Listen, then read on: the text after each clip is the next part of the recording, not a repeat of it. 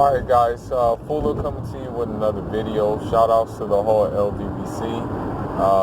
If you like this video, feel free to like the video.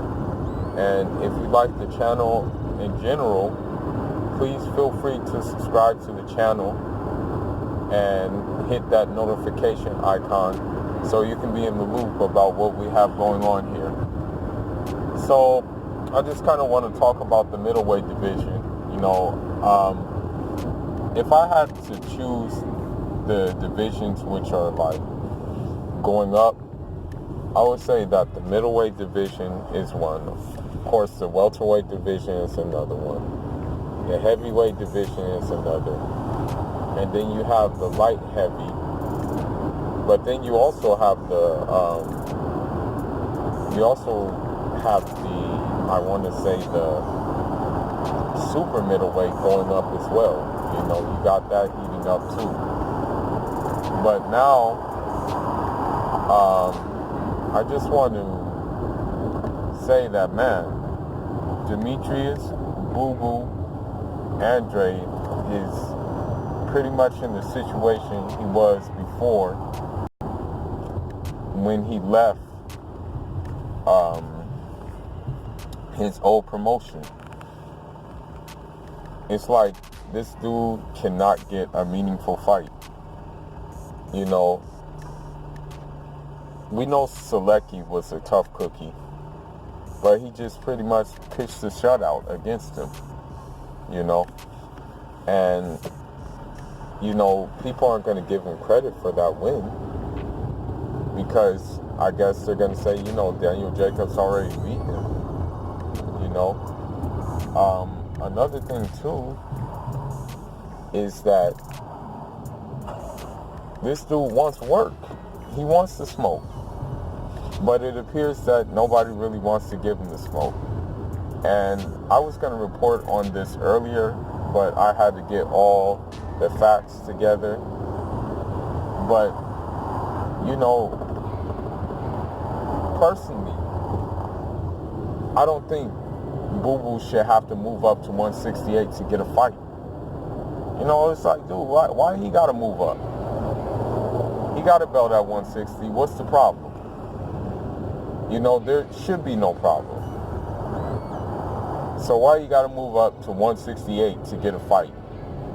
And to take it a step further, the person he wanted to get a fight with declined him, okay? He was, he called out Billy Joe. He said he'll fight Billy Joe at 168. And he said, okay, let's run it. I'll fight you for the belt at 168. Team Saunders declined. Okay? Team Saunders said no. And now there's talks of Team Saunders actually going for Gabe Rosado. And you look at these patterns and you just say these dudes don't really want to fight the best. All that dude is into is trying to get a bag. You know, he'll call out Canelo. He'll call out Triple G, right?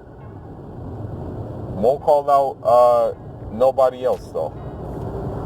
So at the end of the day, Billy Joe is one of these like paper UK champions where all he's looking for is soft touches and big money bags.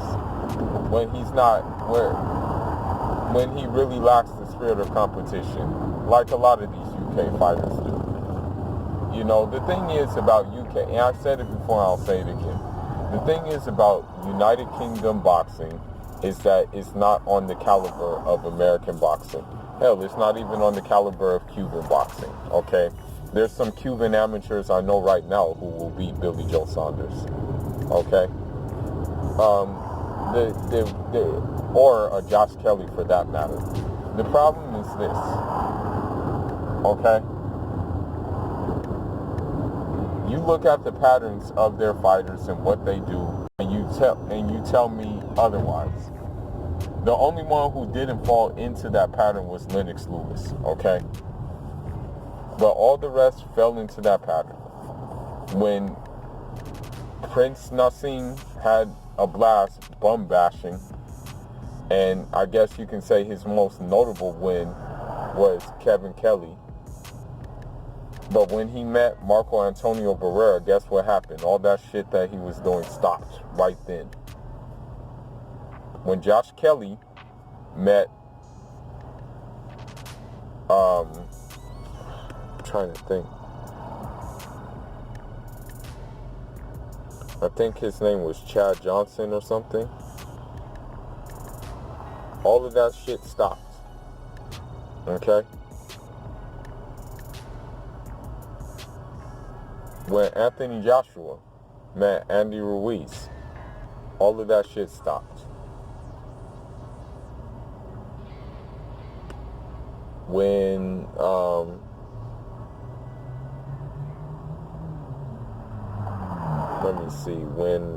let me think of another fighter.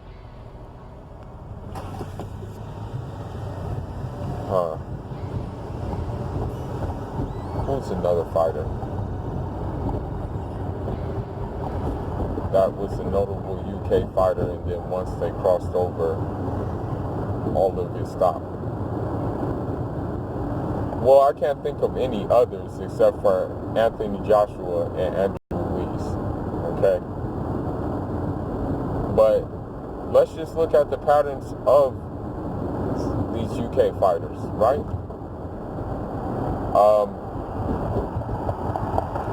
Chris Eubanks Sr., right?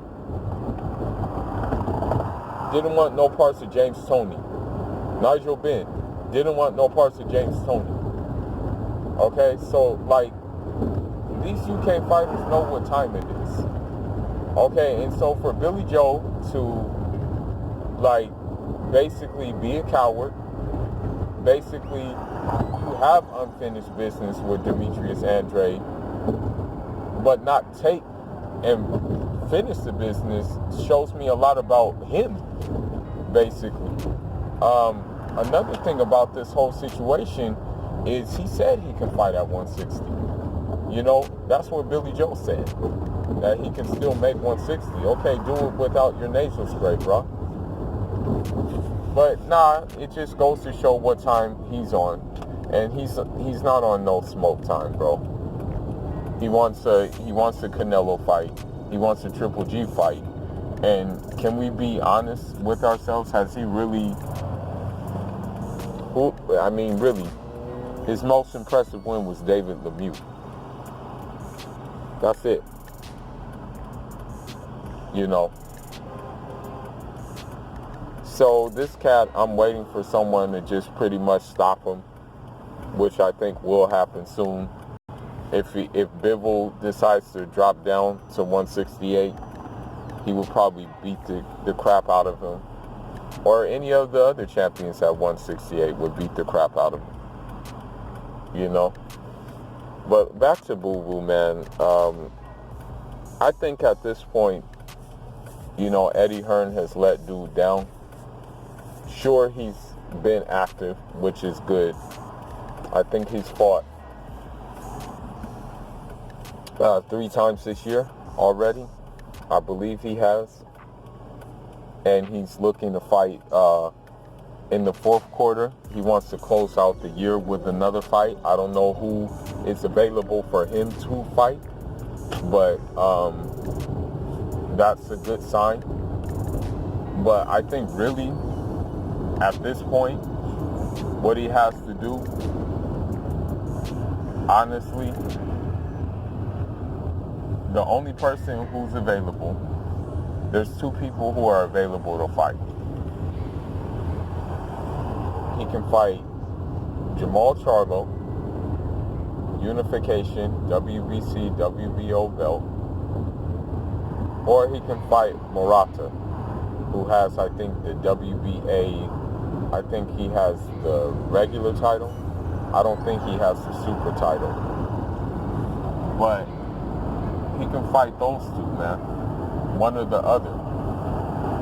Because, I mean, it's sad to say it, but I don't think he's going to get the fight that,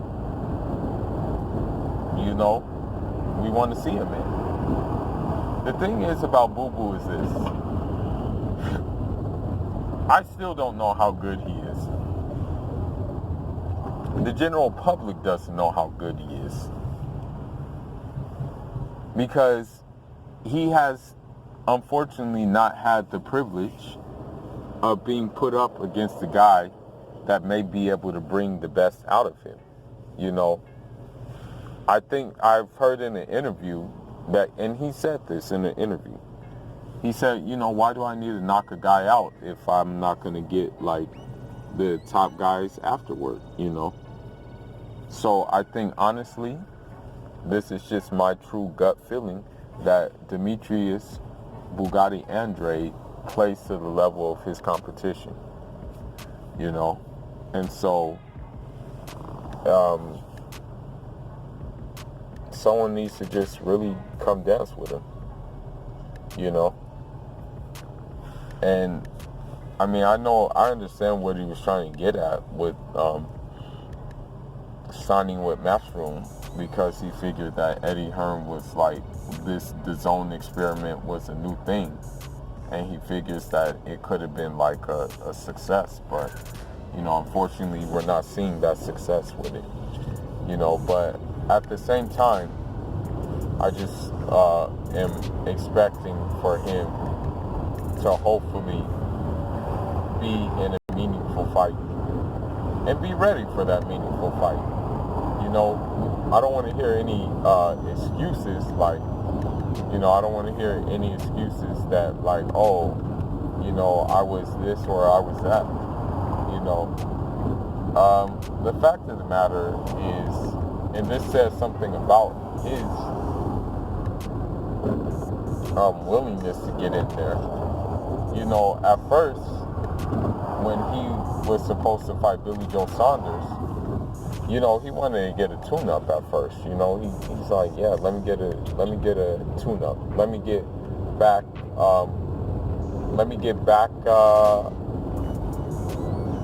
basically acquainted with just fighting, you know. But I mean, instead of doing that, he was just about to jump in the ocean. But we all know what happened. Billy Joe tested dirty. And so, you know, with that being said,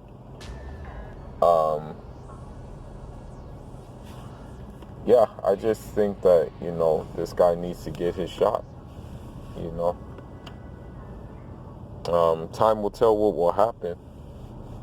But, you know, you can always count on this channel to provide you with footage of him in the gym, footage of him sparring, and the like thereof. And there'll be some more clips of other fighters doing the same exact thing as well, you know. But anyhow, that's all I got for now, man. Leave your thoughts and leave your comments. Let me know what you think Demetrius Andrade should do, you know, because it just seems like freeze-out mode right now for him, man. That's what it seems like. And it's like, you'll never know how great someone is until they get a chance to show how great they are. You You know, that's the thing. But kind of the same thing happened with Floyd, man, because Floyd was asking for the Oscar De La Hoya fight way before Oscar De La Hoya decided to fight him. You know, Floyd was asking, calling out Sugar Shane Mosley way before Shane Mosley decided to fight him. You know, Floyd was calling out guys like Costa Zoo. Floyd was calling out Sotomayor. Floyd was calling out a lot of guys. And he fell into the category of high risk, low reward. But then once he got a bag, you know, everybody was lining up to fight him. You know. And the same thing happened with Earl Spence too. You know, at first none of these guys wanted to fight him. Now that he has the bag, people are lining up to fight him. And so I'm thinking with Demetrius Andrade, man, he needs that one career-defining fight that's going to put him on the map. And then people will have no choice but to line up and fight him. You know, because they want the bag. You know. So with that being said, man, that's all I got for this topic. Leave your thoughts and leave your comments. Let me know what you think about it. And let me know who do you think he should fight next. Fuller signing out. Andrade.